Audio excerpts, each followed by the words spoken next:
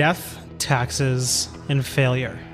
If you strive to do great things in your business and life, those are 3 things that are guaranteed to happen to you. Not only are you certain to fail, you are most likely to do it many different times and in many different ways. Maybe you'll disappoint an important client. Maybe you'll mishandle a sensitive employee issue. Maybe that new initiative you spearheaded will blow up in spectacular fashion. I could go on. So if we, as people out to do great things in the world, are certain to fail in many different ways, why are we so bad at dealing with the emotions that inevitably come along with it? That's the issue we'll explore with this summary of Rising Strong. Join us for the next 10 minutes as we explore what to do when we fail and how to get back up again stronger than ever. The rules of engagement for Rising Strong. You've probably seen or heard the following quote from Theodore Roosevelt's Man in the Arena speech, but it bears repeating. It is not the critic who counts, not the man who points out how the strong man stumbles or where the doer of deeds could have done them better. The credit belongs to the man who is actually in the arena, whose face is marred by dust and sweat and blood, who strives valiantly, who at the best knows in the end the triumph of high achievement, and who at the worst, if he fails, at least fails while daring greatly. From this quote comes what Brown called the basic laws of emotional physics, simple but powerful truths that help us understand why courage is both transformational and rare. These are the rules of engagement for Rising Strong. Number 1, if we are brave enough, often enough, we will fall. This is the physics of vulnerability. There are more spectators than players for a reason. Being in the arena is tough. Being in the arena means committing to failure. Number 2, once we fall in the service of being brave, we can never go back. Once you place yourself in the game, you can't go back to being a spectator. Courage transforms the emotional structure of our being. We know what it means to show up and play, and when we are just spectating. Number 3, the journey belongs to no one but you. However, no one successfully goes it alone. We need to surround ourselves with others who can give us support and walk side by side with us on this journey. Number 4, we're wired for story. Neuroeconomist Paul Zak has found that hearing a story, which we define as a narrative with a beginning, middle, and end, causes our brains to release cortisol and oxytocin.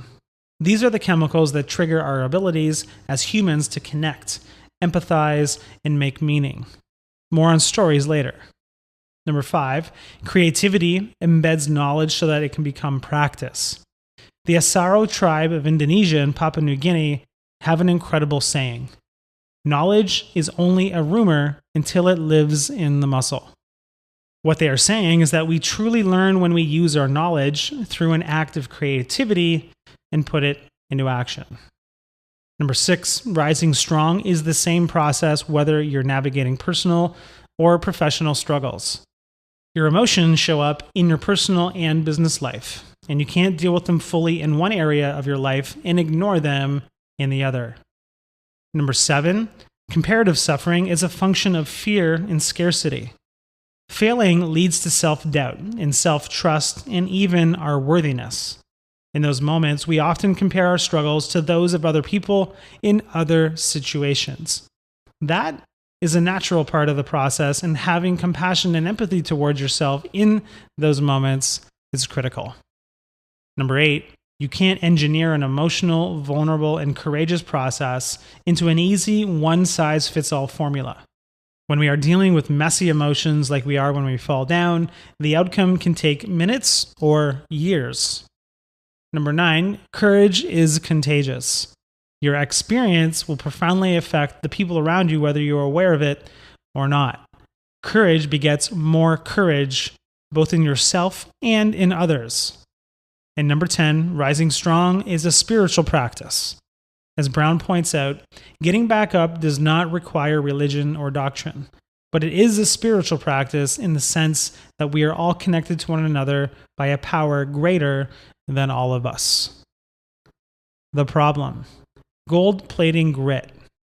One of the things that Brown suggests is standing in our way, as a society as a whole is that we like to gold plate grit. This essentially means that we embrace the idea that failure is a positive experience without acknowledging the hurt, fear, and confusion it can cause. We love to hear the stories of people getting back up when they get knocked down. Steve Jobs getting ousted from and then coming back to save Apple is a great example. But we don't spend a lot of time talking about the real emotional consequences of failure.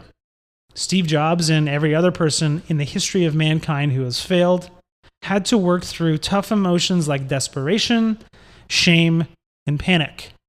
So do you. As Brown points out, the real badasses aren't the people who ignore the negative baggage that comes along with failure. The real badasses are the people who fall down, get back up, and say, damn, that really hurt. But this is important to me, and I'm going in again. The 3 stages of dealing with your failures. There isn't a step-by-step playbook for dealing with failure, but there is a path that you can follow. Stage number 1, the reckoning. The first stage is called the reckoning, and it's where we recognize the emotions that come along with failure and get curious about how they affect the way we think and behave. Notice that this is the opposite of ignoring these emotions and refusing to talk about them, which is what most of us are inclined to do. How do you recognize these emotions? Usually, you'll feel a knot in your stomach, you'll want to eat a box of Oreos in one sitting, or you'll feel like slamming your fist through a brick wall. Or maybe all of them at the same time. When you feel this way, it's a good indication that you should start paying attention to what's going on. Research has shown that most people are not very good at correctly identifying the emotions they are feeling in the moment. The good news is that we don't have to pinpoint our emotions accurately. We just need to recognize that we are feeling something. Then, you need to open a line of inquiry into what's going on and why. Stage 2, the rumble. The second stage is called the rumble, and this is when we confront the stories that we make up about ourselves through this struggle. For instance, a common story we make up about ourselves when we fail is that I'm not good enough. Sometimes that might be true. But most often, this is a self-protection mechanism that tries to prevent us from getting hurt again. After all, if we're not good enough, why bother getting up and trying again? Rumbling is all about identifying the story you are making up so that you can properly deal with it. Brown suggests that we take the step of actually writing it down using 6 simple sentences in the following structure. Number 1, the story I'm making up. Number 2, my emotions. Number 3, my body. Number 4, my thinking. Number 5, my beliefs. And number 6, my actions. Brown tells us that the most important thing in the process is to just get it down on paper. It doesn't need to be perfect. Now that we have it down, we can deal with it. We'll ask ourselves some simple questions in this stage. Number 1, what more do I need to learn and understand about this situation? Number 2, what more do I need to learn and understand about the other people in the story? And number 3, what more do I need to learn and understand about myself? What we'll most likely learn through that process is that there is a difference between what we make up about our experiences and the truth. This is where the key learnings and wisdom live. Number 3, the revolution. The third and last stage is called the revolution. As Brown points out, this is where we write a new ending to the story. A story where you get up off the mat, brush yourself off, and change the way you engage with the world in a positive, life-affirming way. This last step takes an incredible amount of courage because you are opening yourself up to the one thing that your biology is hardwired to avoid: getting hurt again. As Brown points out, this is revolutionary change because it fundamentally transforms our thoughts and beliefs. Rumbling with our story and owning it so that we can write a new, more courageous ending changes how we engage with the world forever. How to rumble with criticism. Let's talk about a concrete situation that you'll most certainly face if you're trying to do anything that's remotely game-changing in your business or your life. Getting criticized by other people, especially people who are watching the game from the cheap seats. How you react to this criticism, how you rumble with it, is going to have an enormous impact on the trajectory of your life. There are 3 traps we fall into when dealing with criticism. First, we start to play small. Getting criticized hurts, and our natural reaction is to make sure it doesn't happen again. We do what we need to do in order to make ourselves a smaller target, and in the process, strip away everything that gives us the strength and courage to do great things. Second, we resort to the "I don't care about what anyone thinks" defense. As Brown points out, this is a game we can't win. You are wired to care about what other people think, whether you like it or not. Third, we fall into the trap of eliminating all criticism from our lives. This is like throwing the baby out with the bathwater, because thoughtful and constructive criticism is incredibly useful, especially to people who are attempting to do great things. The solution that Brown gives us is to get totally clear on whose opinions actually matter. Take out a 1-inch by 1-inch piece of paper right now and write down the names of the people who really matter to you. If you're finding yourself wanting to cheat in increasing the size of the paper, you need to tighten up that list. These people should be the ones who love you because of your imperfections and vulnerabilities, not in spite of them.